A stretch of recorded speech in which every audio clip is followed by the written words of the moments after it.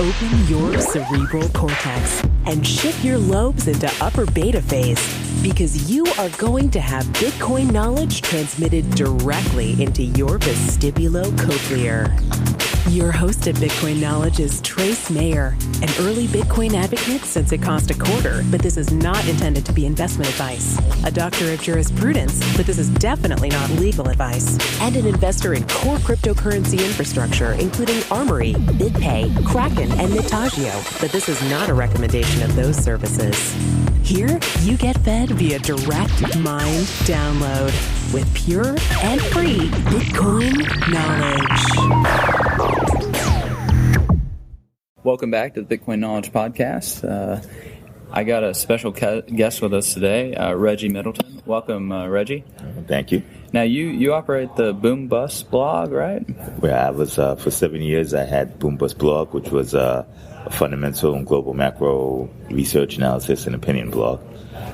Very recently, I've decided to wind down publication on there because I dove headfirst into the Bitcoin world. You ain't got lost down the rabbit hole, huh? Yeah.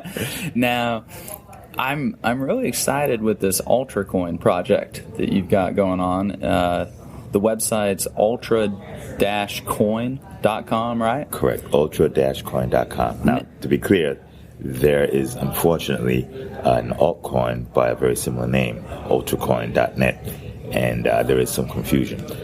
So, to be clear, my company's name is Veritaseum. The product is UltraCoin, and the website is ultra-coin.com. Okay, ultra-coin.com. Yeah, because, I mean, there have been all types of confusions. There's like an Ether coin with the Ethereum, but it's not related to it at all. So we want to make sure people go look at this. It's ultra-coin.com. Now, what is it that you're attempting to accomplish with this UltraCoin project?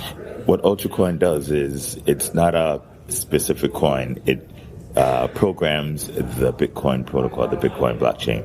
So we take Bitcoins, we use the Bitcoin script, which is a programming language for Bitcoin, and we tell the Bitcoin to imitate the business functions of XYZ industry.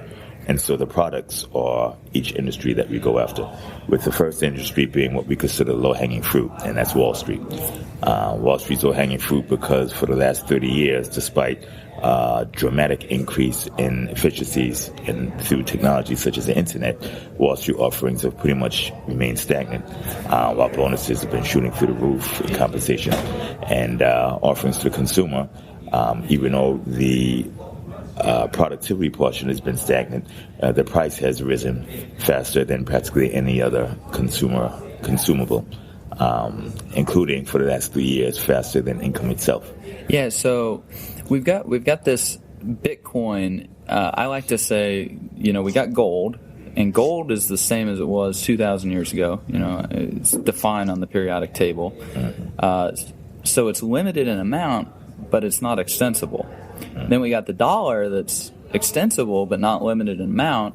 And now we got Bitcoin that is extensible and limited in amount.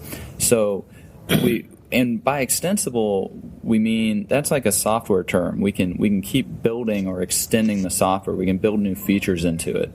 And so with Bitcoin, we've got distributed consensus or distributed trust, and we've really got programmable trust. And that's what you're doing with UltraCoin, is you're extensifying, or you're building on using these features of Bitcoin's programmable trust to go after the low-hanging fruit of Wall Street. What do you exactly mean by that? Like, are we talking about like shares of stocks or bonds or like other financial instruments?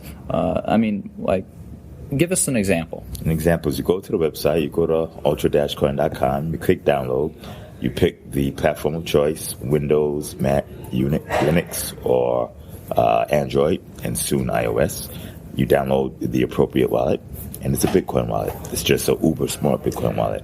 You open it up, you throw your Bitcoin in, and then you can trade any among 75,000 plus securities, any asset class, from any location, on any exchange from around the world, 24 hours a day. And you trade it peer-to-peer. So you don't go through exchanges, you don't go through brokers, you don't go through Merrill Lynch, Citibank, New York Stock Exchange, NASDAQ. You are taking Bitcoin, you are turning Bitcoin into a derivative representative of, say, pork bellies or gold or silver. Or Apple or shares? Apple stock, Okay. or IBM stock, or treasury bonds, or the Korean won, or the euro. You can actually trade pairs. You could go long or short, or you could do much more creative things. So instead of going long Apple stock, because you're bullish on Apple, you could go long Apple but short Samsung. So you receive Apple value, and this is called value trading, a new paradigm. You receive Apple value, and you pay Samsung value. And that's in the same contract. So at the end of the expiry, and you pick whatever expiration you want from seconds up until years, at the end of the expiry, as long as Apple did better than Samsung relatively, you profit. And you profit by the amount that it did better then. So these are these like contracts for difference mainly? Theoretically, they're swaps. Theoretically, they're swaps. So they're swapping value. So they're functioning like swaps, and they settle into Bitcoin. Right. Bitcoin in, Bitcoin out. Bitcoin in, Bitcoin out. Right. So they all settle into Bitcoin. And how do you pull in the prices? Like, how do we know that the Apple value or the Samsung value is accurate?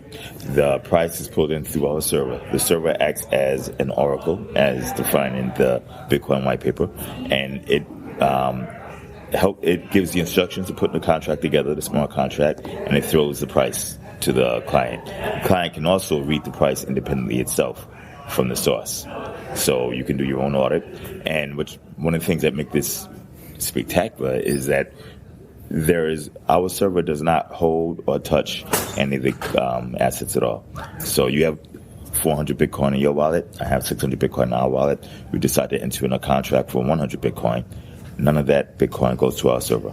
Our server doesn't have any control over it. You can offer our server the ability, using multi-sig, to put you into a contract if your wallet's not online. But because of the multi-sig authority, you still cannot abscond with it. You can't lock it up. You can't steal it.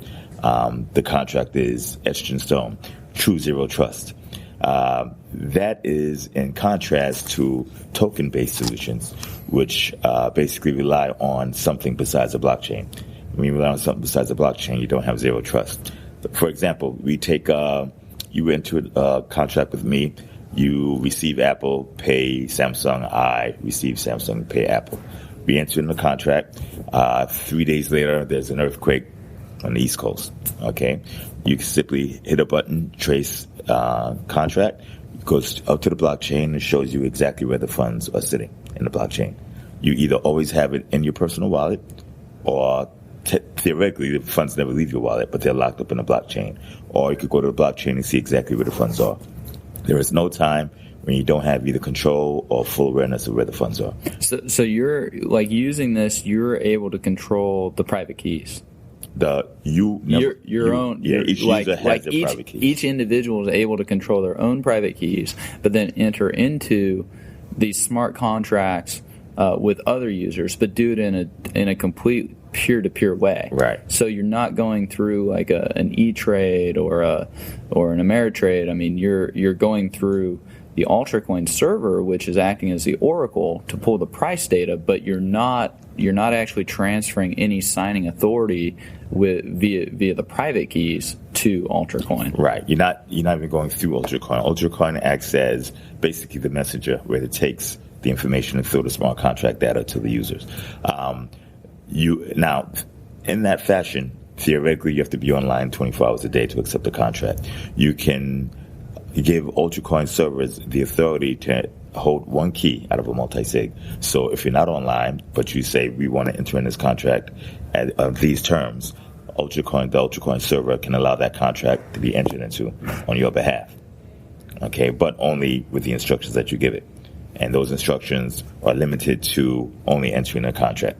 So UltraCoin, if the government decides to confiscate our servers, if we get hacked, if a virus attacks, we still don't have access and never wanted access to your funds. Your funds can never be taken, compromised, etc.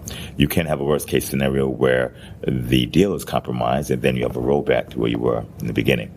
So you don't lose your coins, but the particular subcontract if compromised, would roll back. An example of that compromise would be if you have a massive earthquake and everywhere that the Ultracoin servers happen to be is destroyed. Affected. Yeah. And that's difficult if you design the servers correctly because you have geographic plus logical variety, dispersion, etc.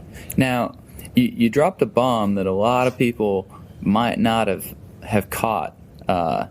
You said, and this was a couple minutes ago, you said that the Ultracoin servers are acting as the oracle as talked about in the white paper. Mm-hmm. So you're saying that Satoshi envisioned things like this happening even when the white paper was originally written, even when Bitcoin was originally architected. Can you expand on that a little bit? Well, let me tell you how I got started. I'm a finance guy. I'm a nerd. I'm a technologist, but I'm not an engineer, developer. I'm not a mathematician. I know math as it comes to spreadsheets, balance sheets, etc. One of my clients asked me to look into Bitcoin for 2 years, and I didn't. I should have, but I didn't. You have a lot more Bitcoins if you did. That is very true. But when I did, December 23rd of 2013, I took a look at it, and I realized the media is the media, so I wanted to go straight to the source. The first thing I did was look up the Bitcoin white paper. Once I read that you have a decentralized distributed architecture with its own rail, and you have the blockchain, and you could program the Bitcoin, why isn't anybody doing this? So I called the different Bitcoin well-respected, I don't want to call authorities, but those who are well-respected in the Bitcoin community, and I asked them why, and I was getting various reasons. It's beta, etc. But there were examples of it out floating around that worked. Satoshi was talking directly to people such as myself. If you focus on the small account of value, which is what a Bitcoin is, or lowercase b, what other people call a currency, you're missing the entire point. Yeah, because currency is just one application of how this new virtual commodity can actually be used or applied, right? It's not even an application. It is the vehicle for communicating within the protocol. So that's like looking at the internet and thinking of packets, information packets, as what the internet is about. Most people don't even know what the information packets are, but even if you do, you realize the internet is so much greater than the information packets. Exactly. The actual packet that you use to ping. Because you're just sending that packet over like TCP/IP, for example, but the internet's even larger than just TCP/IP. Much larger in terms larger. of actual applied use. Yeah, I mean we could apply MaidSafe across the quote unquote internet. We can apply a whole different range of protocols, and I mean Satoshi talked about this, how Bitcoin it's this virtual commodity where you're able to transfer value over a communications channel. So that's really what you're getting at, right? Like we're able to use these logical or physical communication channels to be transferring value. And now Ultracoin's getting into using that in a very novel and innovative way. Right. In a way, it's the way it's always been done, basically derivatives, but it's using but it hasn't been done with distributed trust. Exactly. Right? And that's what's new. What we did was I created this from scratch to be 100% purely, they call it Bitcoin 2.0, but I disagree with that because Bitcoin is still in beta. Bitcoin's not even at 1.0 yet. Bitcoin's not even 1.0. I learned math, and I'm not good at math, believe it or not, but I know that 1 comes before 2. So before we get to 2, let's do 1 first. Well, it depends. Non-real numbers, right? But if you can get to, if you consider Bitcoin 2.0, this is a pure new paradigm solution and product. And so the swaps, the derivatives, the entire concept is based upon this particular technology. Wall Street is first. It's the low-hanging fruit. We have law, intellectual property, real estate, insurance, healthcare. We have an entire string of business plans and products in tow. We are writing patent applications behind us for protection because the industries that we're going after, and make no mistake, we're looking for pure disintermediation. We're taking the middleman that extracts rent without adding value, and we're eliminating the need. Not only technically eliminating the need for him, but we're marketing the fact that he is no longer necessary. So, I mean, and there are a lot of different middlemen all throughout that chain. I mean, you've got regulators. I made the statement I think I was one of the first talking about moving just 1% of offshore tax haven bank account assets into Bitcoin would move the price to like $2.8 million per coin. Mm-hmm. When we're using if people use Bitcoin to trade, like you're talking about, and there's no centralized trust, it's all distributed trust. Like who sends you a 1099 or the other tax forms when you're trading in this manner, as opposed to trading on like E-Trade, for example? Well, the laws, regulations have to be totally rewritten. They were written I compare it to transportation. You have traffic laws, parking permits, etc., that assume people will be driving cars or riding bicycles or driving a truck or motorcycle. Yeah, what about a hover bike? Right. You could think of in terms of a hover bike. You could think of interstellar space travel. You could think of interdimensional space travel. So what is the traffic ticket for going through dimension to dimension, going back in time? Now, it sounds like science fiction, except for the fact that you can now do that right now with Bitcoin. Not interdimensional travel, but you could do intercontinental. Yeah, but by analogy. Right. For instance, we take entire assets and encapsulate the value into the blockchain. We don't take a token of the asset's value. We take the actual value of the asset and throw it into the blockchain. That changes the entire game. You have to rewrite, not only do you have to rewrite the laws, you have to rewrite the concept behind the laws. Well, and in a lot of ways, like the law is just getting rewritten, not in legal code, but in software code. Right. Because I mean, these contracts like execute. We've got terms. We've got ways for them to settle. We've got a medium for them to settle in. And most importantly, they're unbreachable. Our slogan is the unbreakable promise, or in more legal terms, the unbreachable contract. If you have a contract that cannot be breached, you by default have no need for courts. Enforcement, remedy. Enforcement, administration, and remedy are all the same entity right now. Let's see what. I think we've gone over UltraCoin. We've made a very good case about what it is, like proof of concept. Like we said, we're still in beta with Bitcoin itself. UltraCoin is extensifying or even building on top of that. I'd gotten an email a few weeks ago from Greg Maxwell. He's one of the Bitcoin core developers, and he asked me, what features would you like to see built into Bitcoin? So I'd like to ask you that question. What features would you like to see built into Bitcoin? Like what features need to be added to the actual core protocol that could make it more useful for some of these applications that you're talking about? I mean, you've put entire industries, like a lot of the entire function of the state. You're saying we could put into the blockchain. So, I mean, do we need anything done to the core protocol to make this possible, in your opinion? Like, I mean, what should we do? Now, that's an interesting question. And believe it or not, nobody's ever posed it to me. The capability of Bitcoin as it stands right now, I'm not even aware, because the scripting language is a simple stack-based scripting language. But it's been intentionally limited because we don't necessarily want to. I mean, we can't have. It's non-Turing because you don't want loops. Yeah, we don't want loops, and like things could get messy, and we don't want that to happen. But even with the limitations, there's a lot you can do.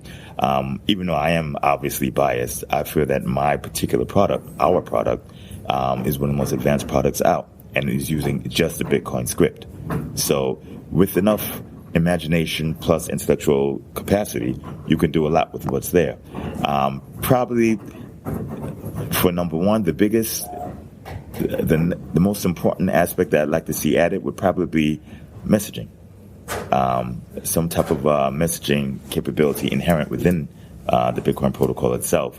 So you can send explicit, direct, I don't even call it messages, but communications within the Bitcoin protocol. So you mean something like what they're experimenting with over in BitMessage, for example? Right, something like that. So you could have a Bitcoin transfer, or something very simple. You have a Bitcoin transfer. You could send an explicit message in the Bitcoin transfer. It can be attached to, let's say you have it hashed, you have it verified, so it can't be changed. Okay, so it could be a text message, and that message can be a set of instructions written in regular, plain, simple English or Japanese, etc., for the other side to receive. And you have a guaranteed reception, guaranteed transmission, and you have the inability to alter the message. That will go very far for the legal industry in terms of writing contracts, because not only do you have a smart contract that's enforced through software, but you actually have the interpretation in English. Now, you have limits in terms of, and I'm not a developer, but you have limits in terms of what you could stuff into the blockchain. But there are ways around that, especially if you have the ability to send a message. You can have each character represent, something else in terms of having I don't think how it's called, like an object. Yeah. So that we're able to pull in a particular set of terms that are standardized. Right, represented by. And the software code's already written and standardized for all of that, and so with messaging, that opens up the capability significantly. Now you can still do that, but the amount of thinking and coding that goes into it would be cut in, I'd say, a fifth. Yeah, well, and that's what we really want to do is streamline, automate as much as we can, so that it frees up our human labor to be working on much more advanced things that require a little bit more of our creativity than just pushing paper around, right? Hopefully positive things, You could free up, I anticipate about 50% of Wall Street labor, especially on the transactional, on the creative side, to be on the transactional side, to be non-existent within, I'd say, about 8 to 10 years. Yeah, I mean, when we can put all that into the blockchain and automate it, we're not going to be needing to send around hundreds and hundreds of pages on all this stuff. So what happens to those people? There are two things. They can take their intellectual capital, some of which is significant, and go into a different direction, or they can try and fight this innovation by using their intellectual capacity to muddy it, to create opacity versus transparency in pricing or in price discovery or anything else. Now, that works because coupled with a very strong marketing engine is called innovation, or the discussion we hear what Apple is doing with Apple Pay. But Apple Pay is not new.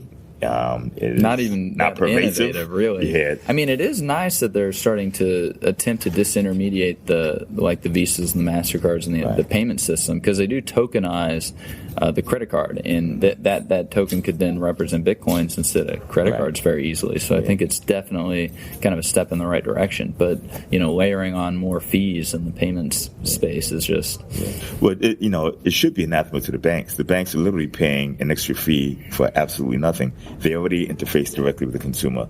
So to pay Apple 5 basis points, 15 basis points to interface with the consumer, which they already have, seems nonsensical. The reason they're doing it is Apple, very good at marketing, scares the banks saying you're going to be left out. The banks could take the same 15 basis points and create their own, Bitcoin solution such as I'm doing, but that's not what happens. That's presuming that the banks are capable at creating anything new. I mean, what's been the greatest innovation in the credit card or debit card market in 50 years? The bonus. We can put our own picture on our cards, right? That's the biggest innovation we've got. I mean, maybe bonus points or something. No, bonus as in compensation bonus, quarterly. Well, yeah, they get their bonuses. Yeah. Well, and ironically, I'd always thought that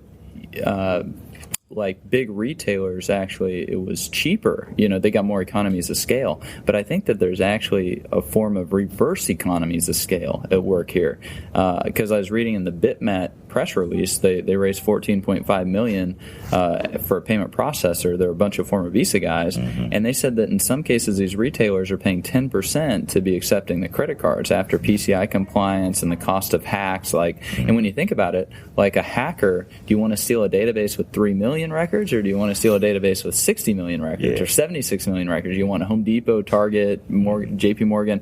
And so you got these reverse economies of scale at work for their old, obsolete, held together by duct tape systems. Mm-hmm. And Bitcoin disintermediates all of that. Right. You don't need any of that, and you don't need to pay any fees.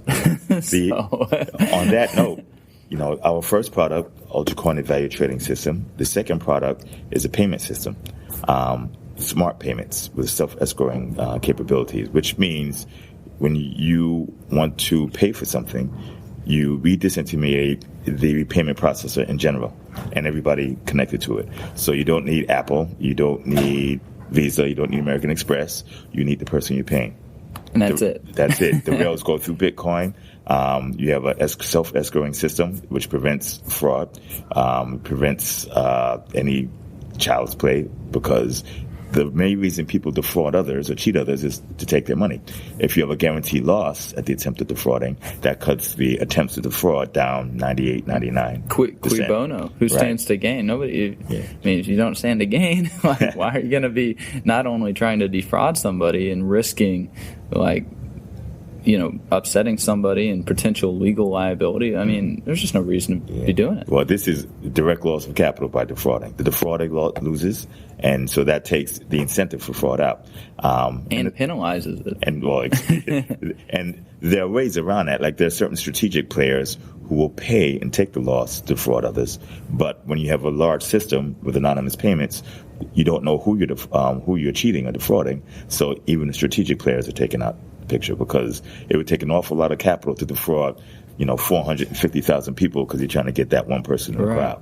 And the third product is smart stocks, the smart bonds, where basically we are unraveling the swaps and enabling entities to sell one-legged swaps, which is basically selling equities or stocks. But they're smart equities, smart stocks, smart bonds. You can issue an equity that says automatically by default, its nature is to pay X% dividend every X time units quarterly, contingent upon so many dollars of profit. And that is guaranteed, written into the DNA of the actual stock. So someone who buys that stock knows they will get that. And you can have contingencies on, except for when. And then when you look at it, what would be considered the prospectus is actually written in stone. As long written as in the blockchain. Or written in the blockchain. Written in code. Right. So this hopefully should be a boon, and we're actually working with the legacy system, and we're going to try and get SEC acceptance. If this works out, we'll be doing this between 10 to 20% of the cost of conventional underwriting at most, and probably significantly less than that. Again, disintermediation. So we have the value trading, the brokerage, disintermediation. On top of that, you also have asset management. If you have swaps and you could specify exposures, instead of buying into a hedge fund, a mutual fund, you could buy into a fund that is controlled by somebody who doesn't get paid by commissions. He gets paid solely for his advice, so now he has no incentive to lie. You take that fraud incentive out, and he can give you specific slices of value depending on what you want. If you're the CEO of a steel smelting company, well, you have specific exposures to aluminum, to steel, to electricity, to coal, to certain interest rates, etc. GDP of the countries that you deal with and the country that you operate in. Laser precision in terms of exposure, and you create a portfolio and out of risk that. management, like just able to carve it out just exactly atomically. Yeah. So you have hedges, you have assets, you have cash flows specifically catered to your individual position. This could be done using the legacy method at about 10% per swap, and then you have to worry about counterparty risk, credit risk, etc., plus the fees. So value trading, payments, smart securities, and that is in general step one. We're taking out Wall Street. Then we have to go off the real estate, law, intellectual property. Healthcare is going to be very interesting. Get my bulletproof shield together. Security services. Man, it's been a fascinating interview. Thanks so much for being with us, Reggie. You're very welcome. Be sure to get a copy of the free Bitcoin Guide at freebitcoinguide.com. Got a question or suggestion? Record your voice at bitcoin.kn. Don't be shy. To help the show, share bitcoin.kn with friends, post about it on Reddit, and otherwise spam the interwebs. Your iTunes comments and 5-star reviews are very important to us. Please continue tuning in to the Bitcoin Knowledge Podcast, where we release interviews with the top people in the Bitcoin world. Now take some choline and let that Bitcoin knowledge consolidate.